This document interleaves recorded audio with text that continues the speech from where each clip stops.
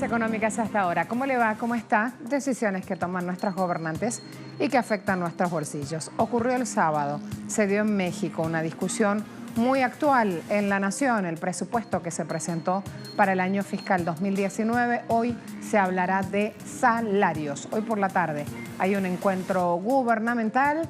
Allí estarán también las organizaciones laborales abogando justamente por el tema salarios. En Hungría continúa el descontento, masivas protestas contra el gobierno de Orbán. Las imágenes en pantalla. ¿Y de qué hablamos cuando hablamos de este tipo de economía? Cuando nos situamos en una economía verde. Primero y segundo, ¿quién gana en este tipo de economía? ¿Es como la economía clásica o se trata de sumar otros componentes? Ya lo vamos a analizar.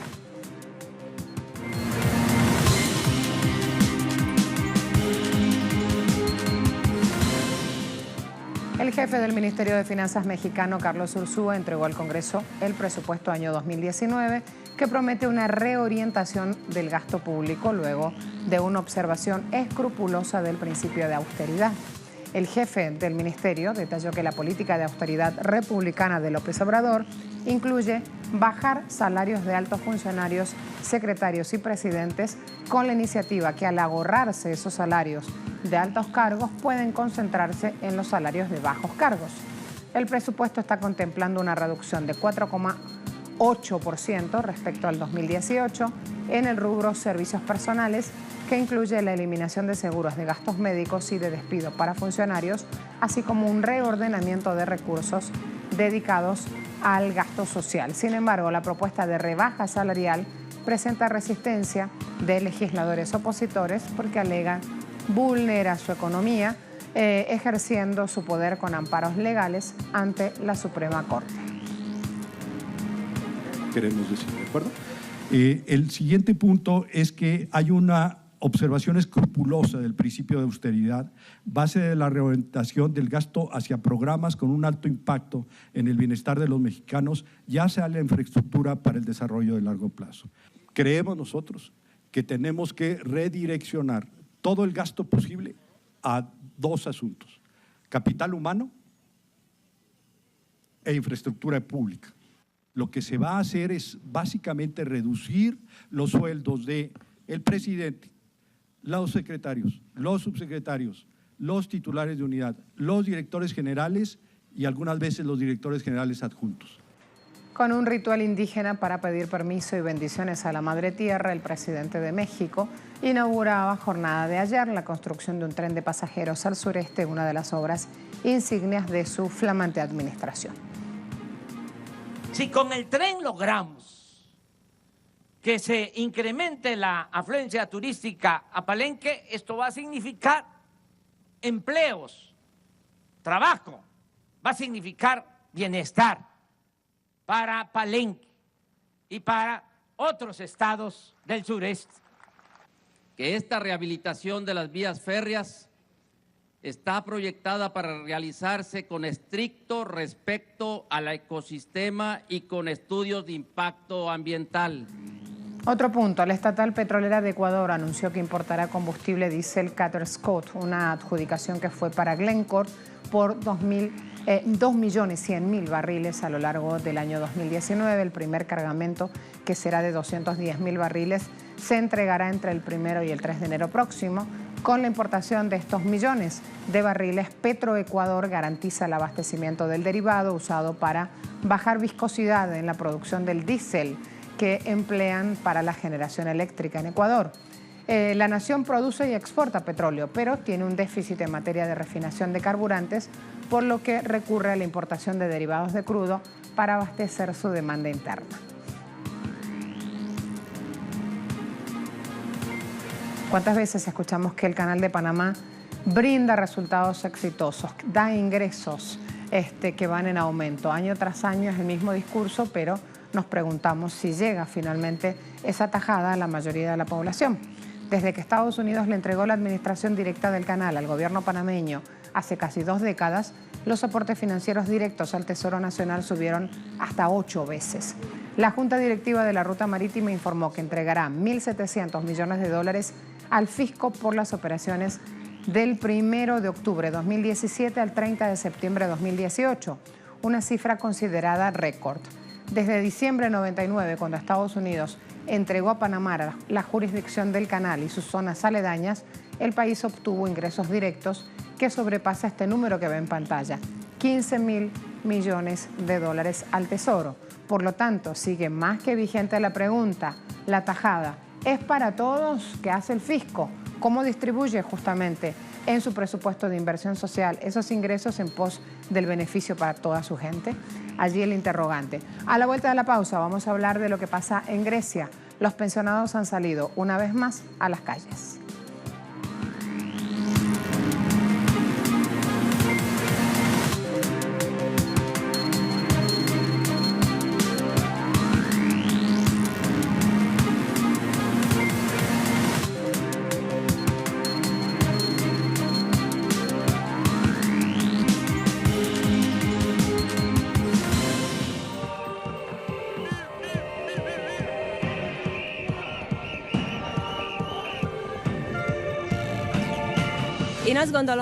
Creo que el descontento está creciendo y con esto no solo la ira y la frustración, sino también las voces que quisieran hacer un cambio. Creo que este es un proceso en el que estamos tratando de encontrar nuevas ideas.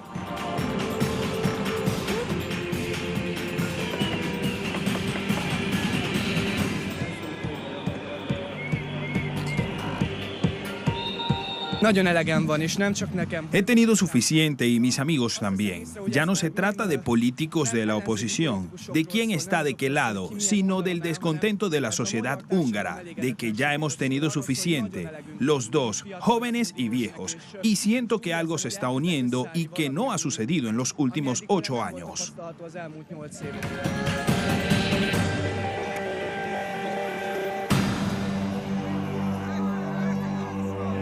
Esto sucedía en las calles de Hungría. El descontento sigue tras la aprobación la semana pasada de leyes a favor de los empresarios que restringen los derechos laborales. Los manifestantes han venido coreando consignas antigobierno luego que se aprobara esta llamada ley esclava, donde los empleados trabajan más pero ganan menos.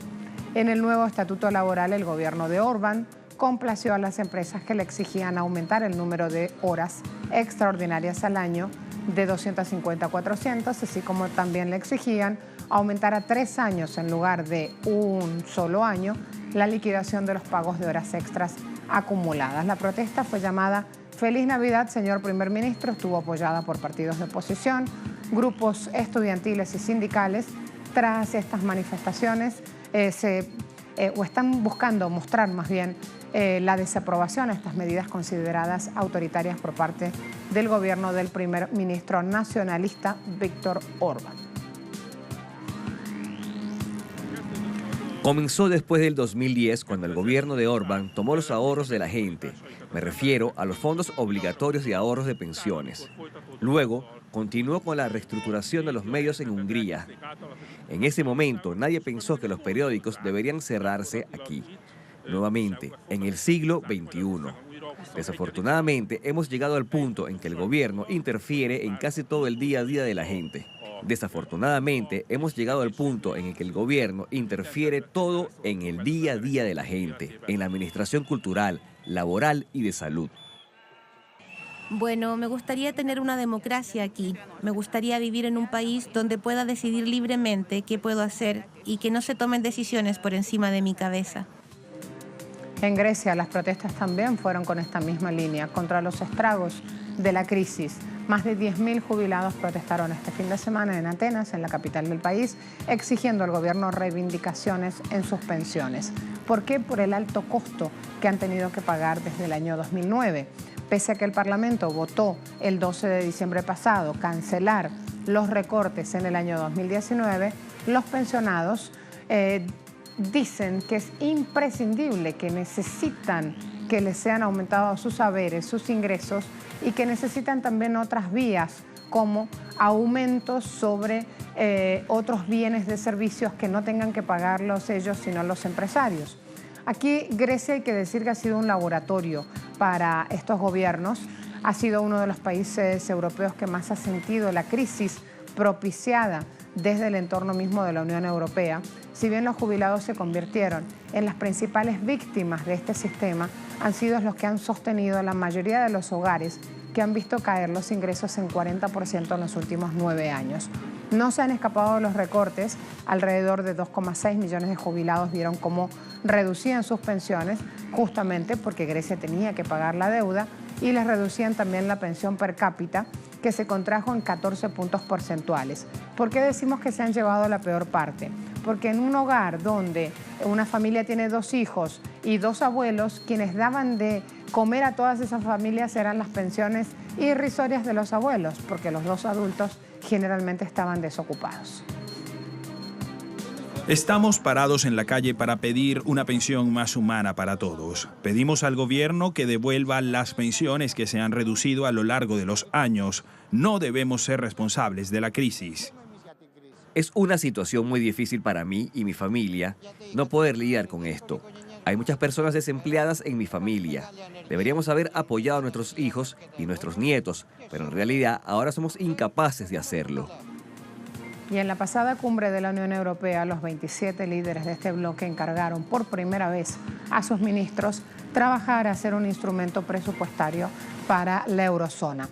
Jefes de Estado y de Gobierno pidieron al Eurogrupo que ya empiece a pensar en el diseño, modalidades de implementación, calendario de este instrumento presupuestario para la convergencia y la competitividad. Estaría abierto de forma voluntaria también para los países que están en la antesala buscando llegar al euro, una instancia que se conoce como ERM2. Un instrumento, prometen las autoridades, que será parte del presupuesto de la Unión Europea y que su volumen será determinado dentro de esta negociación del marco financiero 2021-2027. Las características serían acordadas en julio de 2019 sobre la base de la propuesta relevante de la Comisión. Si seguimos hablando, todo se va en dialéctica y en realidad no explican demasiado de qué manera sumaría el instrumento presupuestario bienestar para su gente. Esto ha dado lugar a una larga y controvertida discusión entre los ministros de Finanzas, tras lo cual el Consejo Europeo nos ha pedido una vez más confirmar esto. Y ahora podemos decir positivamente que habrá un presupuesto de la zona euro. A la vuelta, economía verde. ¿De qué se trata? Se lo cuento.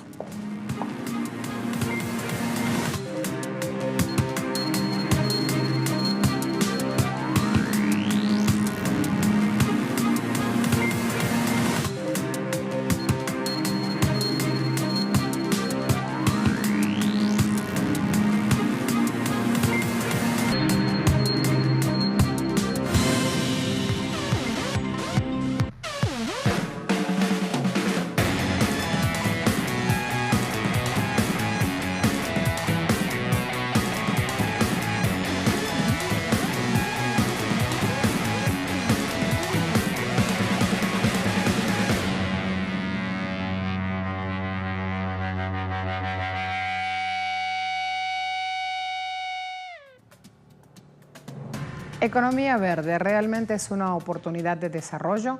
¿Para quién? ¿Qué hay detrás de este concepto? Lo vemos.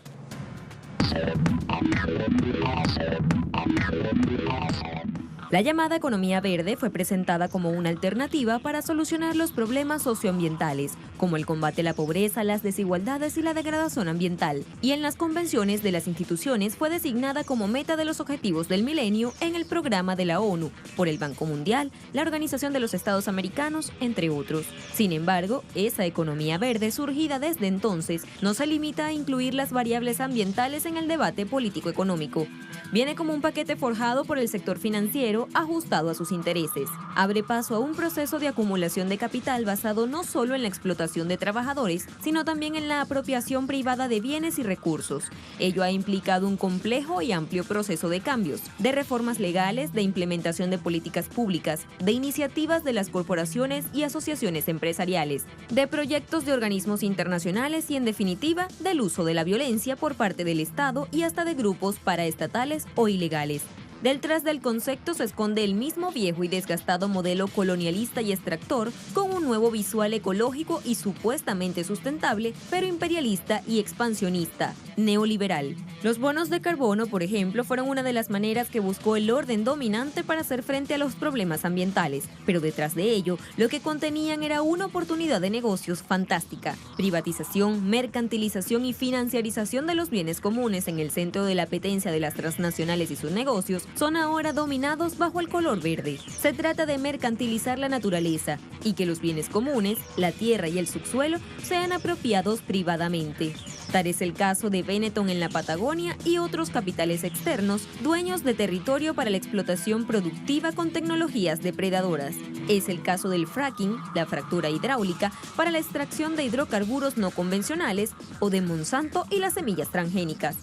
Diversas organizaciones sociales aseguran que esta mal llamada economía verde viene a liberalizar la naturaleza y su acceso por parte de los mercados, dividiéndola en componentes, como el carbono, la biodiversidad o los servicios ambientales, para generar al mismo tiempo especulación financiera, control corporativo, pérdida de soberanía alimentaria y el vaciamiento de los territorios. Eso que con anterioridad el geógrafo y teórico social británico David Havid llamó capitalismo por desposesión, con lo que se pretende colocar el futuro del planeta en manos de los bancos y demás operadores financieros, en manos precisamente de los principales responsables de la profunda crisis financiera que ha creado millones de nuevos desempleados, ha expulsado a millones de familias de sus casas, le ha robado sus ahorros y pensiones a trabajadores en todo el mundo y ha profundizado las desigualdades que caracterizan a la globalización neoliberal.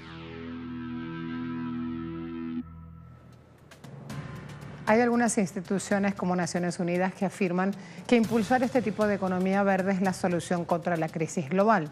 Quienes la defienden aseguran que es la mejor opción, no solo para levantar un futuro más seguro y más resiliente al cambio climático, sino para mejorar la economía mundial en todo el contexto. La Comisión Global sobre la Economía y el Clima dijo que existe un impulso sin precedentes para el crecimiento más ecológico que incrementaría los empleos y mejoraría la economía de los países. Afirma que las acciones climáticas generarían 26 billones de dólares en beneficios acumulativos netos desde ahora hasta 2030. De acuerdo al estudio, inversiones más inteligentes en energía limpia, ciudades, alimentos y uso de la tierra, agua e industrias podría generar 65 millones de nuevos empleos a 2030, equivalente a la fuerza laboral de Egipto y Reino Unido combinadas. Prevé también que los empleos estadounidenses perdidos en combustibles fósiles puedan ser más que compensados por un incremento del empleo en el sector de renovables y construcción. El informe de la Comisión añade que un cambio desde combustibles fósiles a energías más limpias, como la eólica y la solar, podría evitar 700.000 muertes prematuras por la polución del aire en 2030.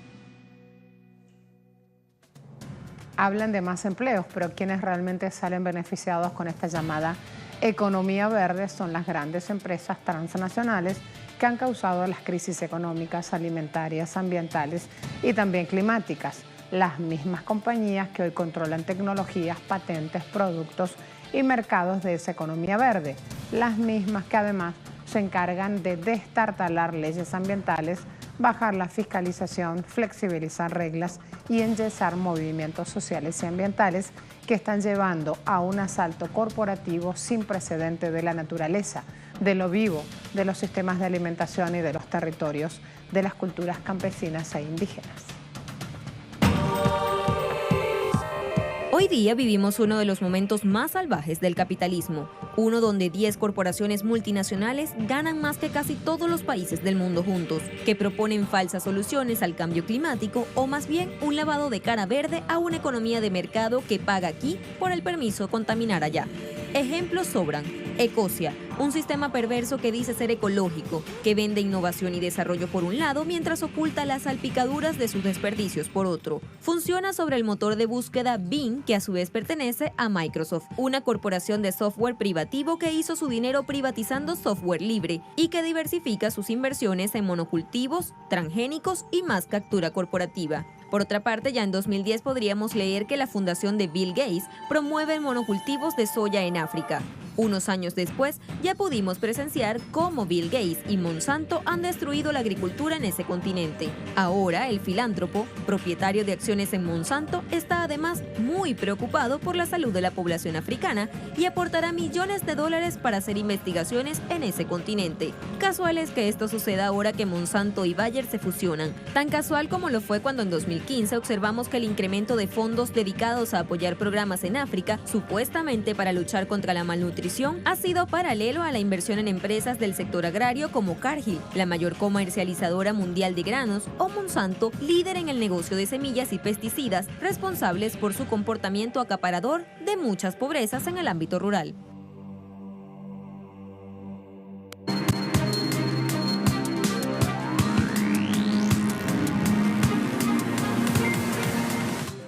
Brent anclado en $60.16 el barril, WTI 51,34 el barril, está a la baja. PDVSA 374 yuanes con 3 céntimos el barril, bajando también 2.3 de yuanes. A todos muchas gracias por su atención, hasta la próxima.